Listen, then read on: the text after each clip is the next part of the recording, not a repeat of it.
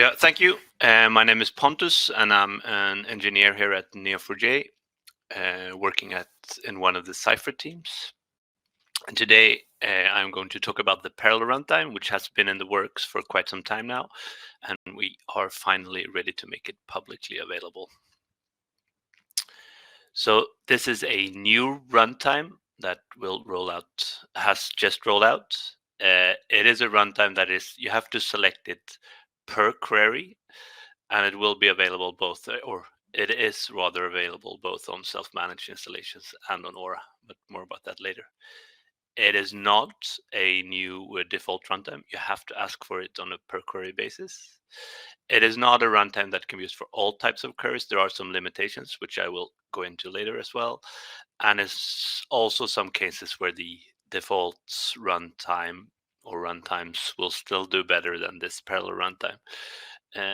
So there are some caveats. And finally, and maybe most important, this is the first release and not the end of the story. We plan to continuously make it better and better, but we think already now this is a very valuable tool. So where can I use it? It will be available on self-managed. It's in the 5.13 release, which just came out. There are some configuration. It will mostly work out of the box, but for configuration, I will just refer you to the Neo4j documentation. On Aura, it will be available if you're on Neo4j 5. There are some limitations though. It will not be available if your instance have less than 3 CPUs, and that means it's not available on the free tier. And it's supported on all other instance types. So what are we trying to accomplish with this new runtime? So Neo4j has historically been optimized for single-threaded workloads, meaning that we can achieve concurrent workloads by having multiple queries running at the same time. And in that way, we can achieve a high throughput. However, if your problem is different and you're trying to run just maybe a single query, maybe for some report or some analytics, you want to aggregate data over the entire graph, and you run such a query on a big server, say you have 96 cores available or something like that, and this query might take seconds, minutes, even hours. In that case, up to now, Neo4j has just allocated a single thread for that query, and the other 95 CPUs have been idle doing nothing, basically. So the parallel runtime is meant to bridge this gap. We target analytical queries. There is not an exact definition of what we mean here, but you can think of it as graph global queries, or any query that will touch large portion or significant chunks of the graph. And for now, it's read-only queries. We do not support any writes.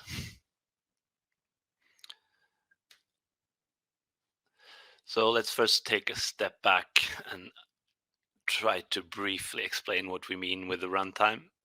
So the life of a Cypher query, it starts out as this declarative string containing the information about the pattern you want to match in the database.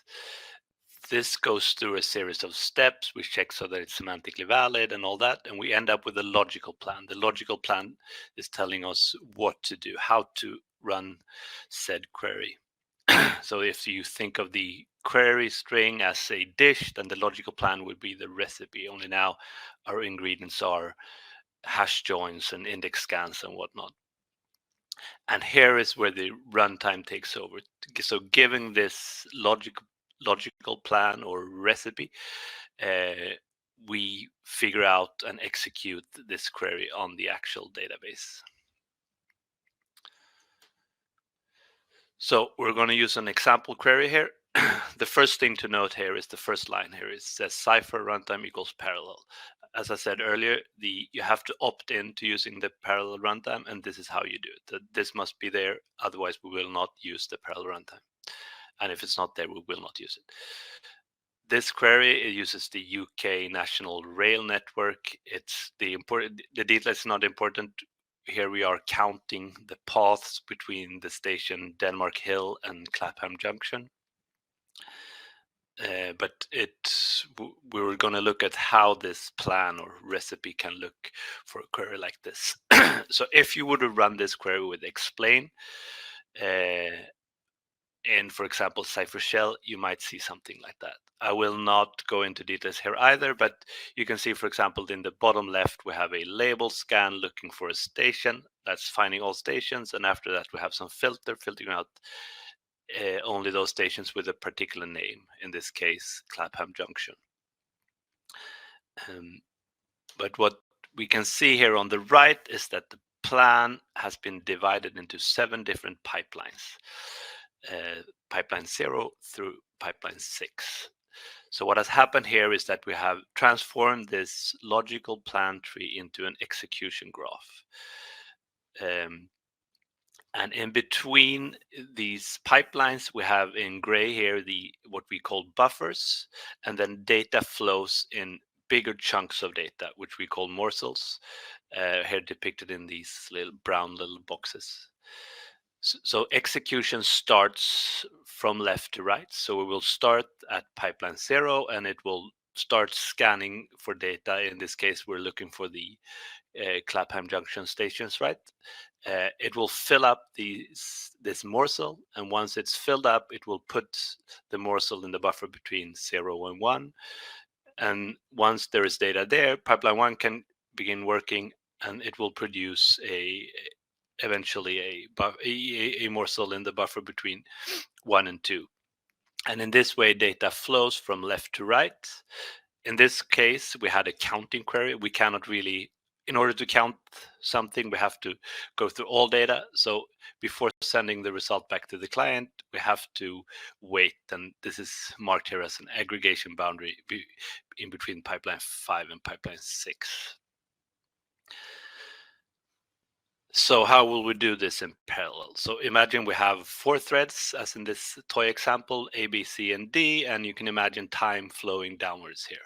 So just as I said, we will start with the first pipeline, which was this scan plus filter. We can actually do this in parallel already. So we will start on all 4 threads at the same time, looking for Clapham junctions here.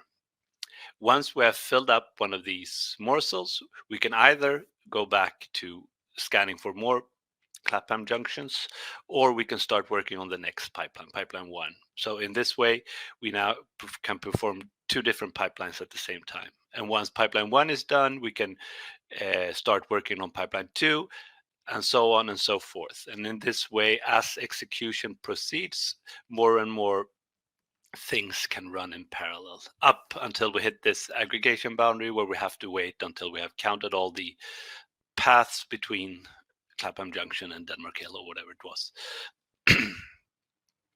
So this is in brief how it works. Let's look at some data. Don't worry, I'll soon go back to using a log scale for this slide. I just wanted to impress you a little bit with what kind of speed ups you can get for the parallel runtime. So here we are looking at queries on a data set from Stack Overflow. On the x-axis, we have different queries, and on the y-axis, we see the time it took for the queries to finish. In blue, we have the pipeline runtime, which is the default enterprise runtime in Neo4j today. And then in red, we have the same query running with a parallel runtime on 8 CPU. And then we have, for more and more CPUs, we have 8, 16, 32, 48, 64, and 96.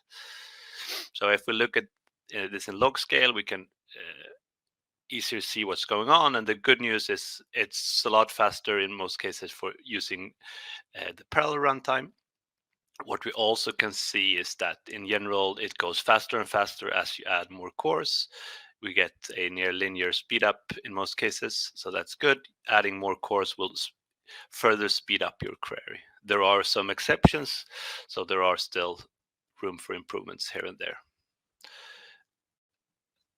We should also look at this last one on the right, where we see that the default runtime is performing a lot better than the parallel runtime. So let's just quickly look at what's going on there. And what to look out for there is we have this ordered by this property view. And in this case, we have an index on the view property.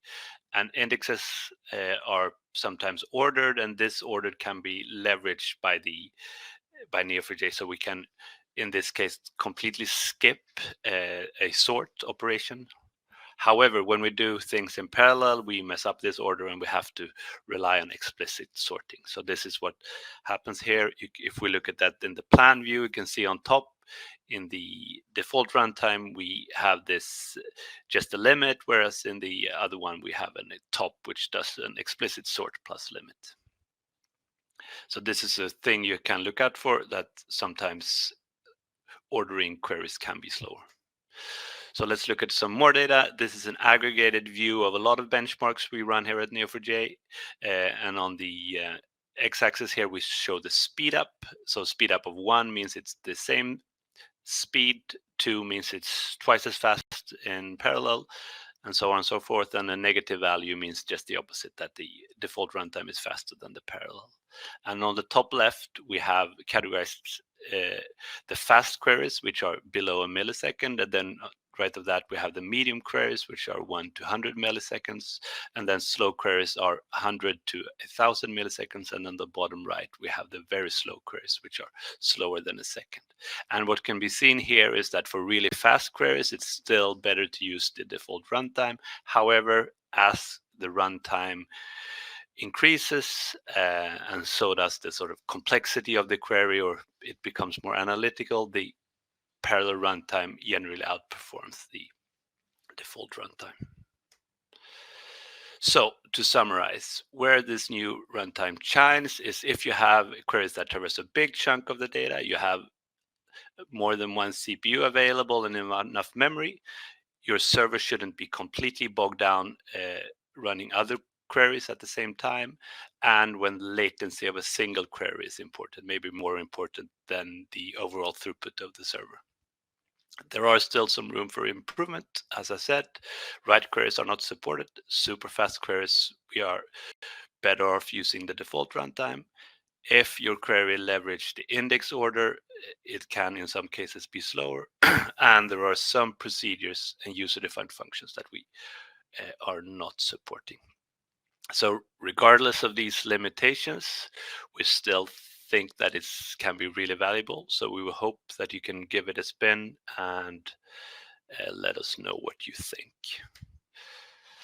And that was all for me. If you want to know more, there is an excellent blog post that we have just posted, which is called Speed Up Your Queries with Neo4j's new parallel runtime, where you can read about things in more detail. And that's it for me. Thanks.